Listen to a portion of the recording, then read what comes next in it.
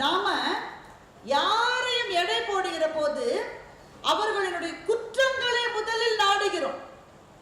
ஒரு ஆளை பத்தி நம்ம பேசணும்னு இருந்தாலே 3 பேர் இருந்தாங்க. 3 பேர் 4வது ஆளை பத்தி தப்பு தப்பா பேசியிருந்தாங்க.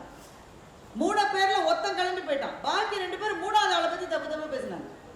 அதுலயும் இன்னொருத்தன் போயிட்டான். ஒருத்தன் தனியா மனசுக்குள்ள அந்த 2வது ஆளை தீட்டான்.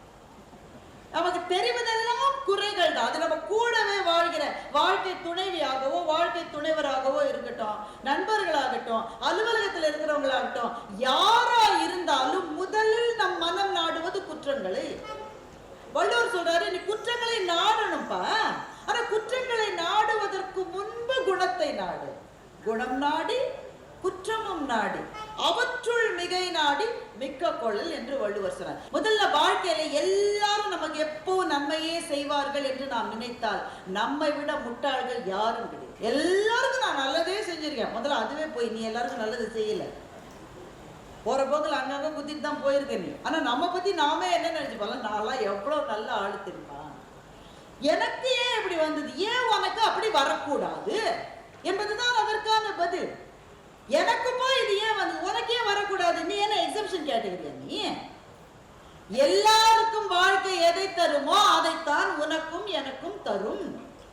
அதை தருகிற போது அது தந்த வாழ்க்கையை சபிப்பதை விட்டுவிட்டு அதே வாழ்க்கை எனக்கு எவ்வளவு நன்மைகளை தந்திருக்கிறது என்று யோசிப்பது கூட குணம் நாடி குற்றமும் நாடி அவற்றுள் மிகை நாடி மிக்க கொள்ளல்.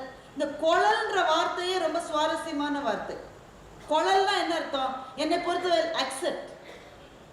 நிறைய பேர் அவங்க வாழ்க்கை துணைவியை பற்றியோ துணைவரை பற்றியோ நீங்க கூப்பிட்டு கேட்டீங்கன்னா ஒரு குறை அழாம விடவே மாட்டாங்க. முன்னாடிலாம் ஒரு 50 வயசுக்கு மேல இருக்கிறவங்க தான் அப்படி குறை சொல்லுவாங்க. இப்பெல்லாம் கல்யாணம் ஆன நாளுக்கு அடுத்த நாள் கேட்டாலே குறை சொல்றோம்.